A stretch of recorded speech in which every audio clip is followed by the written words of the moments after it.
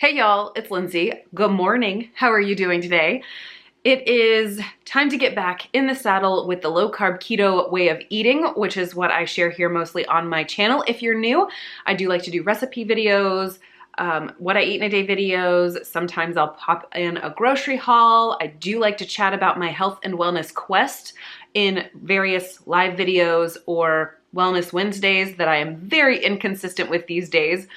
But if you are new around these parts, that's what I offer. And if you want to poke around the channel, see if that's the content for you, consider subscribing and sticking around for a while.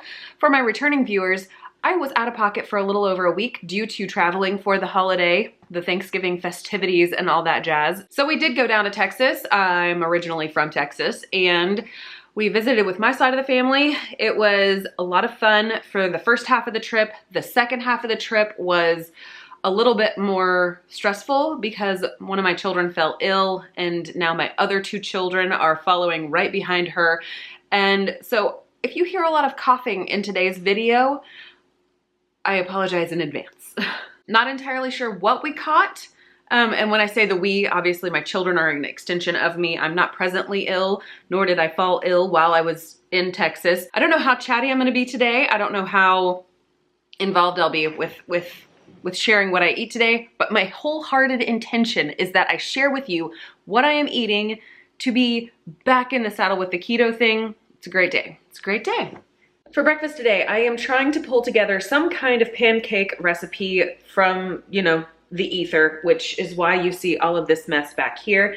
On my channel a few years ago, maybe 3, maybe 4, I don't remember exactly when, I have put out pancakes on my channel in the very distant past. But I just had some ingredients on hand, decided to toy around with them, play around with them, and see what I could come up with as far as floofy pancakes are concerned. And I have one right here that has come apart. It had a come apart. If you're from the South, you might know what a come apart is. And I had one other one so far in my batch that turned out not bad, not bad. So I'm only on my second one with the recipe that I've got going on here. Anyway, so I'm gonna wind up eating this, but I knew I was gonna start snitching the broken guy. Oh, much sadness. I knew I was gonna start snitching on this broken guy, but I wanted to let you know firsthand that that's what was going on before it actually happens, because that has a tendency to be my MO. Like, in the middle of things, just taste testing as we go. Would you look at that? Oh my goodness, it's so pretty. Really floofy, but that also means that it's harder to actually get it to cook all the way through to the core of the pancake. So, this may be a flop, but we'll just keep working with it. Breakfast is ready. I have 4 of those little pancake things. They're quite large pancakes, actually.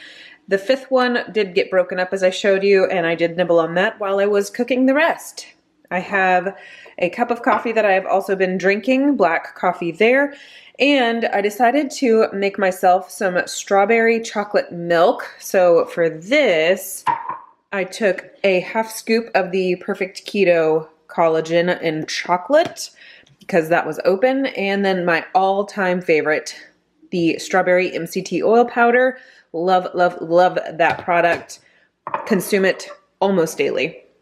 And then I used about 3/4 of a cup of the almond milk unsweetened original and a tablespoon of heavy cream. And then I filled the rest of this up with water. So I think it may have been about 3/4 of a cup of water.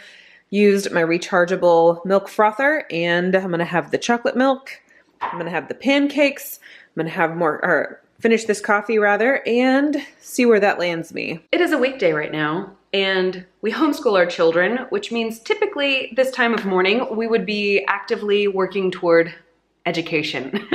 However, with everybody downstairs in the infirmary, as I am deeming it for the following however many hours that they are all ill, I decided we would put a pause in that. So hopefully by not doing lesson work today, I can just sort of give them the rest that they require and support them well, snuggle them without getting sick myself, because that is always the tug of motherhood. Like, I want to support you in your wellness and snuggle you and comfort you, but I also don't want to fall ill myself because usually that means lots of things around here kind of go on pause. And oftentimes things cannot be paused. I've had a few thoughts as of recently, and maybe we'll get into those a little bit later. With all of the illness that is just roaming freely around my house, I have been upping my supplementation for certain vitamins, and even though whole food consumable vitamins are more easily assimilated into our bodies,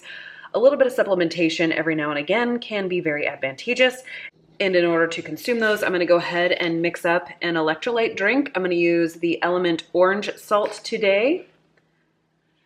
I have decided that I have met 0 flavors that are not amazing, and I don't think I can pick a favorite right now. All right, electrolytes are mixed. I have a vitamin C, a whole food vitamin C capsule. I have vitamin K2. I have a D3. And then I also have 2 of these little oil of oregano little fellas. They're like little bitty gel caps. You couldn't see that because it didn't focus. So sorry. And then I also have zinc because zinc is very useful. And I've got magnesium, potassium, and sodium all in my electrolytes here. I always drink my electrolytes in lukewarm or slightly warm water because we've had conversations in the past.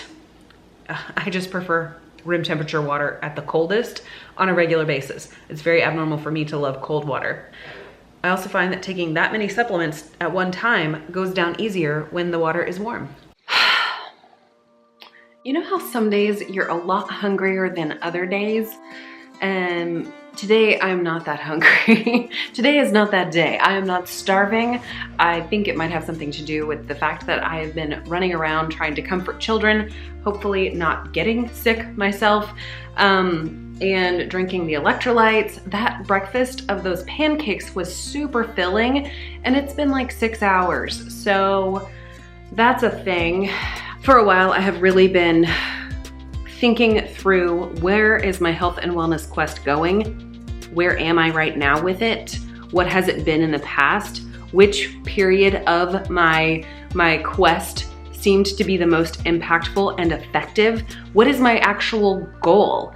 And I think 2016, when I was first learning all the things about sugar and carb cycling through the Trim Healthy Mama way of life, and then figuring out that carbs made me feel like garbage, and even if they were healthy carbs, and fat made me feel fantastic, and protein was always there for me. So I quickly became a keto consumer, as it were, making all the things I could from scratch keto, and then buying very few actual products. That's kind of always how I've been. I've always really loved to reverse engineer the things, figure it out for myself, and execute that. I know it doesn't taste always like perfect the way that manufactured keto products can, but it's one of those simple joys in my life to be able to figure things out and do them for myself. So 2016 was really a great year for me, health-wise. And since then, I've had a baby.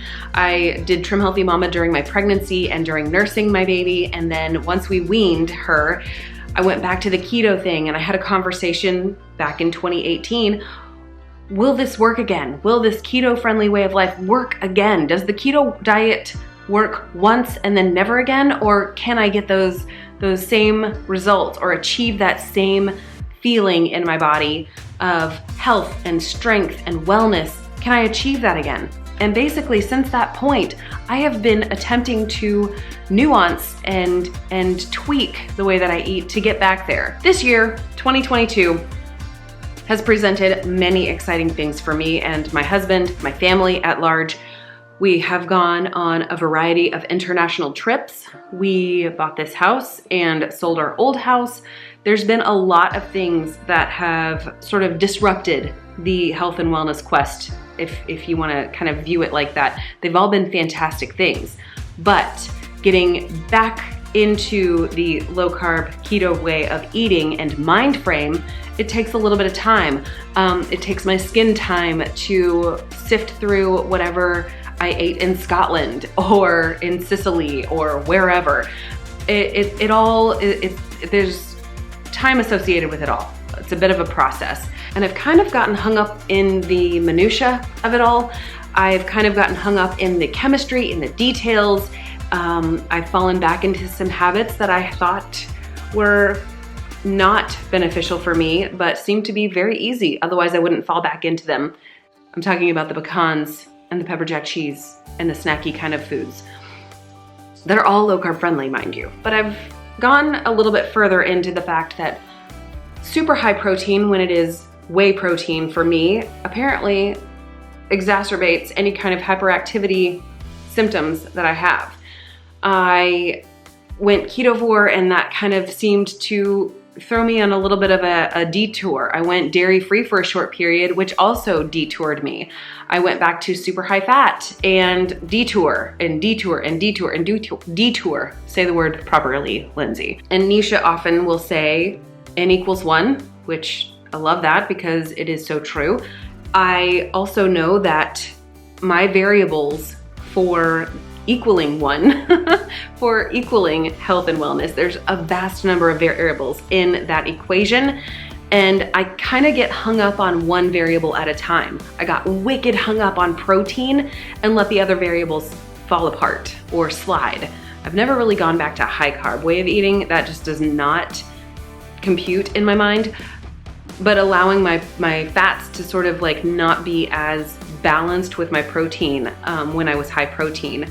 Taking away a lot of the vegetables, taking away the dairy for the short period of time, just the whole variety. And I tried to go without certain types of sweeteners in a lot of foods for a while. And ultimately, after thinking through this entire smorgasbord of experiences, I think going back to the 2016 way of eating when everything was still very fresh might benefit me at this stage of the game. I don't want to be as hyper focused on the fact that small particle sizes of protein are more likely to go to glucose. I don't want to get hung up in the minutia of that. I don't want to get hung up in the pulling back on all the vegetables and being ketovore, which means that you're having very, very limited vegetables. I do like cooked vegetables. I don't like the salad business, that's not my thing, but cabbage, I love cabbage, and I love cauliflower and cauli rice and Brussels sprouts and those kind of things. And I don't want them to not have a place in my diet, in my way of eating. I want to have things that are baked goods, that are low carb and keto friendly in certain portions. Obviously, I can't go bake a low carb cake and eat the entire cake. That would be too many total carbs, period. I don't want to get sort of mentally locked in. I don't want to be paralyzed with the perfection of it all. I really just want to get back to 2016 Lindsey that was able to discern this is fat, this is protein, this is carbs. That was always a very simple progression for me. And just being mindful of those different things as I put food on my plate or prepare food in my kitchen. Yeah, I think that's kind of what I have been chewing on lately, and that's kind of what I want to do. I know that my goal ultimately is to be strong, to be healthy, to be flexible, to have mental acuity. I want all of those things. And this past year, I've kind of held on to some unnecessary extra weight that I would like to tone up and preferably use up. All of the energy that I have stored in my body is there for purpose. I would like to be able to unlock some of that energy and, you know, kind of rotate the stock, as it were, and maybe keep a little bit less stock on hand if we were talking in grocery store terms. And I've been kind of curious about you. What has your health and wellness quest sort of brought you to? What kind of conclusion have you come to? Let me know down in the comments what's going on as far as your health and wellness quest. Like, let me